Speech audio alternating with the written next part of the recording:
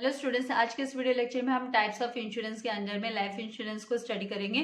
तो इसका explanation start करने से पहले मैं आपसे रिक्वेस्ट करूंगी कि अगर अभी तक आपने मेरे चैनल को सब्सक्राइब नहीं किया है तो प्लीज चैनल को सब्सक्राइब कीजिए एंड चैनल लिंक अपने फ्रेंड्स के साथ शेयर करना मत भूलिएगा। वीडियो को जरूर से लाइक कीजिएगा। तो meaning of life insurance, it is a contract. ये कॉन्ट्रैक्ट होता है, किसके बीच में कॉन्ट्रैक्ट होता है? तो ये इंश्योरर एंड इंश्योर्ड के बीच में है ना कॉन्ट्रैक्ट होता है। इंश्योरर कौन होते हैं? कंपनी होती है जो पॉलिसी देती है। एंड इंश्योर्ड कौन होता है? जिसे पॉलिसी चाहिए होती है। तो वेयर बाय द इंश्योरर, यहाँ पर इंश्योरर अग्री करता है टू कंपनसेट, वो है ना एश्योर करता है कि वो कंपनसेट करके देगा the insured a certain sum of a certain amount, sum मतलब amount on the expiry of certain period, या तो सर्टेन पीरियड के एक्सपायरी पे या फिर उसकी death, which ever is earlier, जो भी पहले होगा तो कंसिडरेशन के लिए वो पेमेंट करेगा। कौन? कंपनी पे करेगी। नाउ यहाँ पर है ना इसका मतलब क्या? Expiry of a certain period. मान लीजिए 10 साल की पॉलिसी निकाली है और बंदा है ना 10 साल से के बाद में भी बंदा इज अलाइव, वो अलाइव है, तो फिर है ना उसको है ना पैसा बंदे को, जिसने है ना इंश्योरेंस निकाली उसी को रिसीव हो जाएगा। और मान लीजिए 10 साल की पॉलिसी निकाली है लेकिन बंदा है ना 8 साल, पॉलिसी का पीरियड कंप्लीट होने से पहले, एक्सपायर होने से पहले 8 साल में, 9 साल में उसकी डेथ हो जाती है, तो वो जो पेमेंट है वो उसकी फैमिली को, उसके नॉमिनी को, लीगल हेयर को रिसीव हो जाता है। Now types of insurance policy, तो टाइप्स ऑफ इंश्योरेंस पॉलिसी में सबसे पहले हम होल लाइफ पॉलिसी की स्टडी करेंगे। तो होल लाइफ पॉलिसी कौन सी होती है? तो ये है, अंडर दिस पॉलिसी जो है ना whole life of a person insured, वो सो जब तक पूरी की पूरी इसकी लाइफ इंश्योर्ड रहती है and the insured can not receive money, insured को कोई पैसा रिसीव नहीं होता इंश्योरेंस कंपनी से टिल ही इज अलाइव, जब तक वो जिंदा है उसे कोई पैसा रिसीव नहीं होता। पैसा किसको रिसीव होगा? उसके डेथ पर, ऑन हिज डेथ ना उसकी फैमिली को, उसके नॉमिनी और लीगल हेयर को रिसीव होगा। इसके लिए जो रेट ऑफ प्रीमियम है वो नॉर्मली है ना लो होता है, कम होता है। एंड जो मनी है वो किसको पे की जाती है? On death of the insured person to the nominee और लीगल हेयर को पेमेंट किया जाता है डिसीज्ड पॉलिसी होल्डर का। नाउ एंडोमेंट इंश्योरेंस पॉलिसी किसे बोलते हैं? तो endowment insurance policy, insurance is taken for specific period, specific period under this policy, कुछ स्पेसिफिक पीरियड के लिए ली जाती है policy. And the sum assured, जो सम एश्योर्ड मतलब 5 लाख की पॉलिसी निकाली है, 10 लाख की पॉलिसी निकाली है, तो वो है ना अलॉन्ग विथ बोनस है ना कंपनी देती है, given on the death of the insured, जब उसकी डेथ हो जाती है बंदे की, टू डिपेंड्स ऑन और ऑन एक्सपायरी, या फिर है ना जब एक्सपायर हो जाता है स्पेसिफिक पीरियड, तभी इंश्योर्ड को वो पैसा रिसीव होता है, बोनस के साथ रिसीव होता है, sum assured along with the bonus. Now term insurance policy क्या होती है? तो term insurance policy is taken for a specific period, ये भी स्पेसिफिक पीरियड के लिए ली जाती है। And term insurance policy has lowest premium, इसका भी प्रीमियम जो होता है वो लोएस्ट होता है, सबसे कम होता है अमंग ऑल इंश्योरेंस पॉलिसी, सारे के सारे इंश्योरेंस पॉलिसी से एकदम कम होता है। इसमें इस टर्म पॉलिसी का अगर मैं आपको शॉर्ट में बताऊं तो इसका जो अल्टीमेटली इसका मतलब है, अनटाइमली अगर डेथ हो जाते बिना समय, अगर किसी बंदे की डेथ हो जाती है तो इसका बेनिफिट उसके ना नॉमिनी को रिसीव हो जाता है। So term insurance policy has a lowest premium among the insurance policy and premium is fixed, और इसका जो प्रीमियम होता है वो फिक्स्ड होता है and does not change during the term of the policy, policy के टर्म में उसका है ना जो अमाउंट चेंज भी नहीं होता है। मान लीजिए ना किसी ने 10 लाख की पॉलिसी निकाली और 8,000 प्रीमियम भरना है हर साल, तो उसे 8,000 ही भरते रहना है, हर साल भरते रहना है। So in case of untimely death, तो इसका ये पॉलिसी क्यों निकाली जाती है? मान लीजिए किसी बंदे की डेथ हो जाती है, अनटाइमली डेथ हो जाती है भाई, समय से पहले, मतलब है ना भाई, मतलब उम्र से पहले अगर किसी की डेथ हो जाती है, हम बोलते हैं ना भाई बुढ़ापा अगर आ जाता है, 60-70 के हो जाते हैं तो ठीक है, एक बार है ना फैमिली सेटल हो जाती है, बच्चे बड़े हो जाते हैं, तो उस समय उतनी तकलीफ नहीं होती। लेकिन अगर है ना किसी की अनटाइमली मतलब 35-40 में कोई चला जाए तो घर कैसे चलेगा? तो उस समय पर ये जो टर्म पॉलिसी का पैसा है वो कंपनी है ना, अगर किसी ने टर्म पॉलिसी, इंश्योरेंस पॉलिसी निकाल के रखी है तो कंपनी उसकी फैमिली को दे देती है। So all depends will, the dependents जो भी उस पर डिपेंडेंट होते हैं, will receive the benefit amount specified in the term life insurance agreement, जो टर्म लाइफ इंश्योरेंस एग्रीमेंट में मेंशन होता है वो अमाउंट रिसीव हो जाता है। आजकल तो ये है ना मतलब होम लोन जब लिया जाता है ना, तो होम लोन को सिक्योर करने के लिए भी टर्म पॉलिसीज निकाली जाती है। उसके हिसाब से टर्म पॉलिसी निकाल ली जाती है, ताकि अगर इन केस किसी जो अर्निंग पर्सन है उसकी डेथ हो जाए तो उसके जो डिपेंडेंट है उनको उसका बेनिफिट रिसीव हो जाए। Now fourth one is annuity policy. तो ये एन्युटी पॉलिसी क्या होती है, तो द इंश्योर्ड हैज टू पे द प्रीमियम, इंश्योर्ड को प्रीमियम पे करना होता है इन लमसम, एक साथ पे करना होता है, लमसम मतलब इन लमसम, और या फिर इंस्टॉलमेंट में पे करना होता है over a period of time, एक सर्टेन पीरियड टाइम समय तक उसको है ना प्रीमियम पे करना होता है।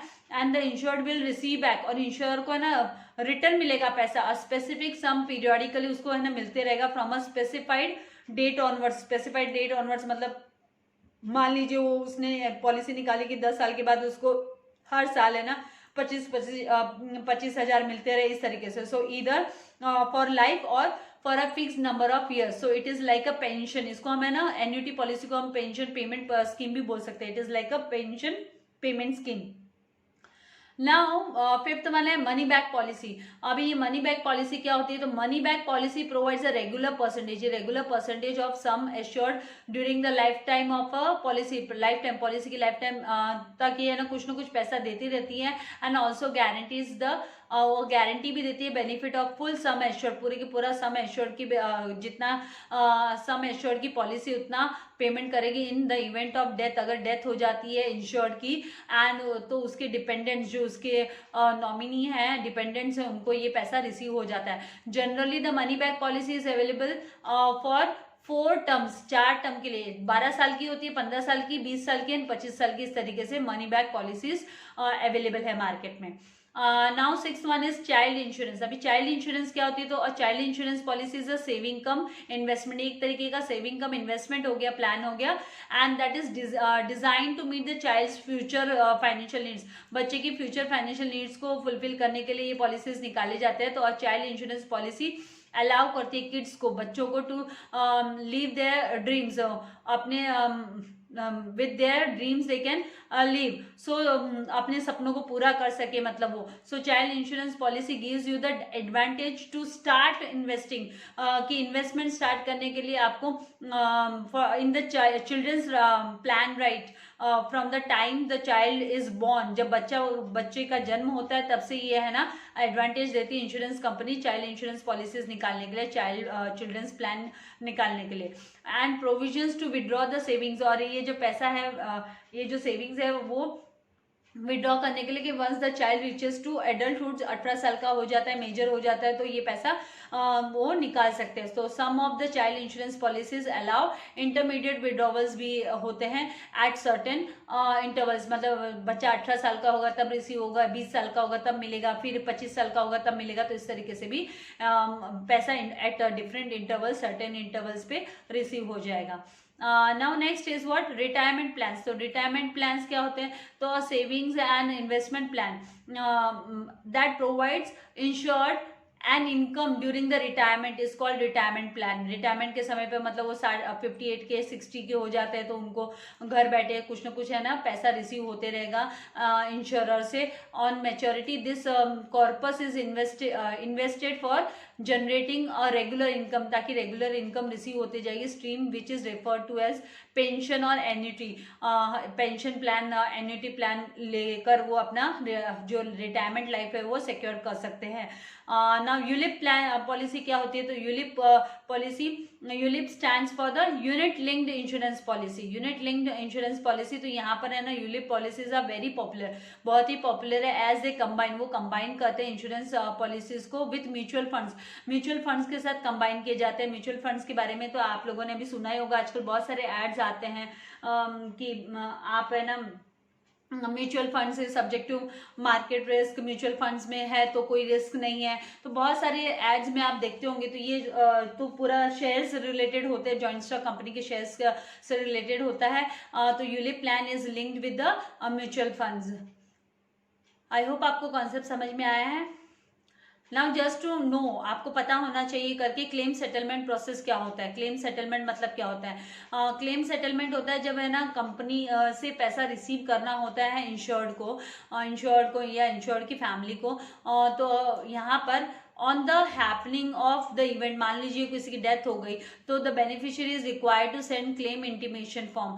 तो है ना, जो उसका बेनिफिशियरी है, जिसको इसका बेनिफिट मिलना है, नॉमिनी को, मतलब वो अपना क्लेम इंटीमेशन देगा कंपनी को, to the insurance company as soon as possible, जितना जल्दी हो सके उतना जल्दी उसे है ना कंपनी को इंटीमेट करना जरूरी होता है जब अनटाइमली डेथ हो जाती है किसी की। और क्लेम इंटीमेशन शुड कंटेन, क्या क्या डिटेल्स उसमें देनी होती है, सच एज डेट देना होता है, प्लेस कहाँ पे डेथ हुई, कॉज ऑफ डेथ का कारण क्या था वो भी मेंशन करना पड़ता है।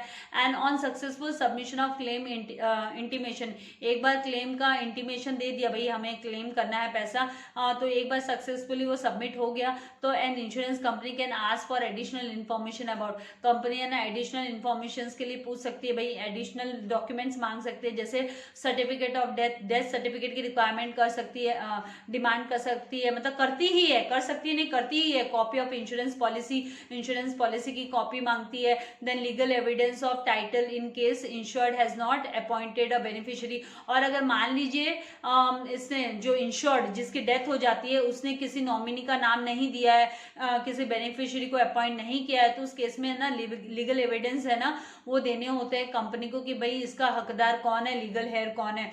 देन डीड्स ऑफ असाइनमेंट, जो असाइनमेंट है, जो कॉन्ट्रैक्ट साइन हुआ है, डीड्स है, तो वो प्रोवाइड करने पड़ते हैं। And on successful submission of all the documents, एक बार जब सारे के सारे डॉक्यूमेंट सबमिट कर हो जाते हैं, तो the insurance company shall verify the claim, फिर वो है ना क्लेम को वेरीफाई करती है, एंड बाद में है ना सेटल द सेम मतलब वो पेमेंट कर देती है, बेनिफिशियरी को उसका पेमेंट कर देती है। तो यहाँ पर इस तरीके से प्रोसेस होता है, क्लेम सेटल प्रोसेस बोलते हैं इसको, क्लेम सेटलमेंट प्रोसेस। तो आई होप आपको इसका कॉन्सेप्ट समझ में आ गया है। नेक्स्ट वीडियो में हम है ना मरीन इंश्योरेंस के बारे में स्टडी करेंगे, उसके टाइप्स के बारे में स्टडी करेंगे। तो तब तक के लिए आपको वीडियो को लाइक करना है, फ्रेंड्स के साथ शेयर करना है, एंड आपको की वर्ड्स एंड की पॉइंट्स लर्न करना नहीं भूलना है, टेक्स्ट बुक रीडिंग भी जरूर रखनी है। Thank you very much, God bless you all dear students.